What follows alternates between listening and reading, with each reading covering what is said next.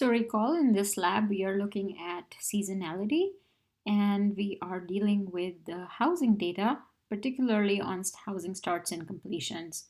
So far we've looked at our data, which is a monthly frequency on housing starts and completions, and we have created a time series plot of these series superimposed on each other, and we can see that one series, the peaks and troughs of one series often precedes the other.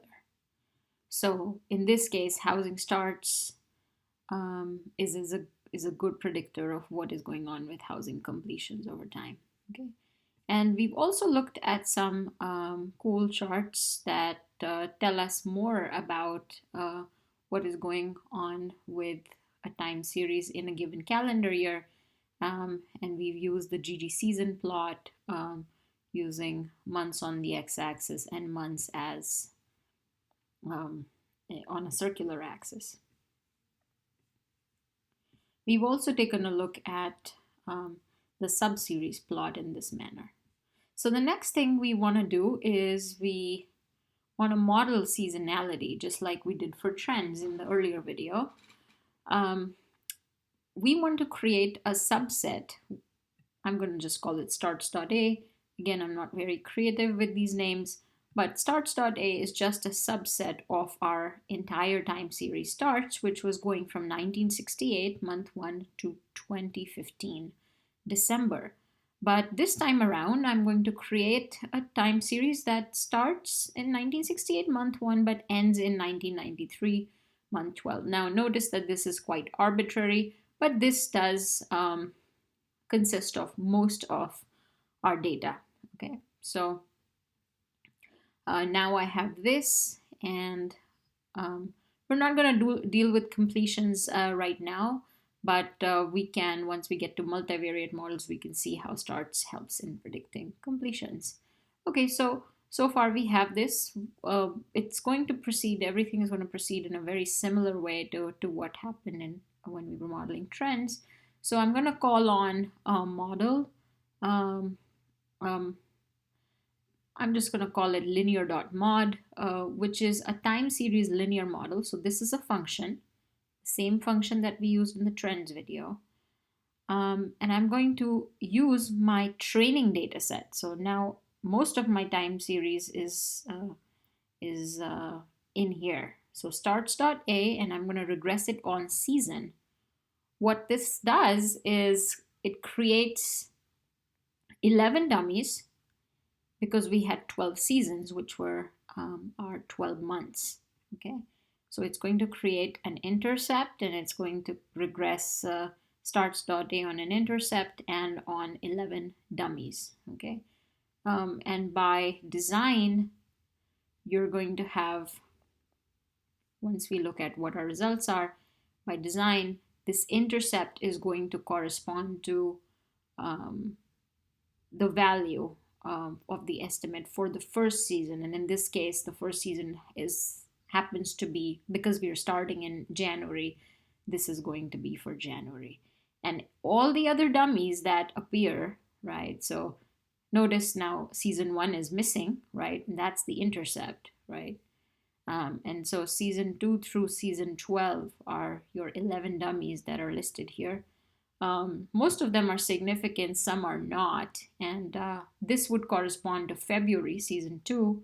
Season 12 would correspond to December. Now, the significance levels are just telling us whether season 3 is significantly different from season 1, okay, because this is your, whatever the omitted season is your control. Okay, and so notice that season 3 through season 11, there is a significant difference between these seasons and the control season, which is season 1. But season 2 and season 12 apparently don't show much of a difference than season 1, which is January. So February and December are not so different than January in terms of significance levels. Okay, and we can also try to go back and see our subseries plot to illustrate this point. Now notice January being our omitted variable, or this is being captured in the intercept, is not showing, is not so different than February, right? And we could say the same thing for December. December is very close to January, okay? So maybe that's the reason why we are getting those results. We can look at our adjusted R square, which is saying that 31% of the variation in our time series is explained by these dummies, which is nice. We shouldn't expect much more than that, given that we are only modeling short-term variation. Okay, we can also try to look at diagnostic statistics, but in and of itself, these are not going to make sense. We need to compare these to a separate model. This could be a trends model or a model that model cycles, but these you can list as certain values. You can look at the Durbin-Watson statistic, which shows you whether there is autocorrelation in the data or not, and a p-value of 0 will indicate that there is autocorrelation, right? So we're rejecting the null of no autocorrelation here. Notice the alternative is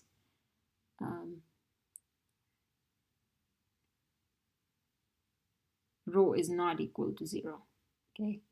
Typically, the Durbin-Watson statistic is close to 2 if the series does not exhibit autocorrelation. The next thing we want to do is we want to create our forecast. So starts.f is going to be our forecast. You can call it whatever you like, but in this video we are calling it this, and we are going to use the forecast command from the forecast package to forecast our time series. So the arguments are going to be, the first argument you want to list is the model that you're going to be using. So in this case, this is linear.mod.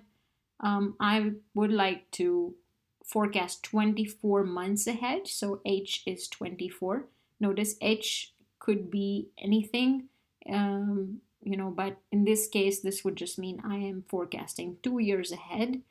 And H would always be measured at the same frequency as your data set, okay?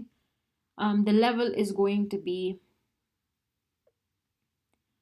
95%, so this is going to create 95% confidence bands around our forecast, okay?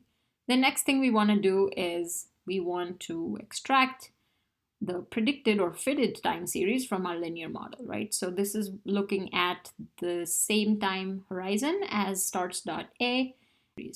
Then we're going to plot starts.f, which is our forecast, and then we are going to superimpose the predicted series, and we are going to color it red, and we are going to superimpose the actual time series, okay? And now let's take a look at what we get here. So notice here, the black line here is your actual time series. The red is your predicted time series, and the blue is the forecast, okay? And the gray 95% confidence bands are also displayed here, okay?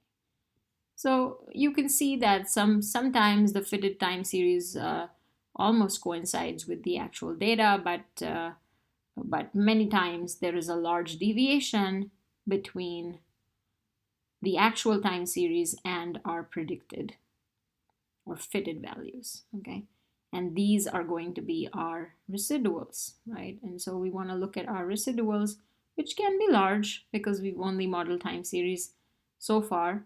So starts.residuals equals, now you're extracting linear from your linear model, you're extracting the residuals. So in this manner, you can extract it and plot your residuals. So notice our residuals are quite big as expected because we haven't modeled cycles yet. Okay, so That's the end of modeling seasonality. And in the next video, we are going to do some plotting.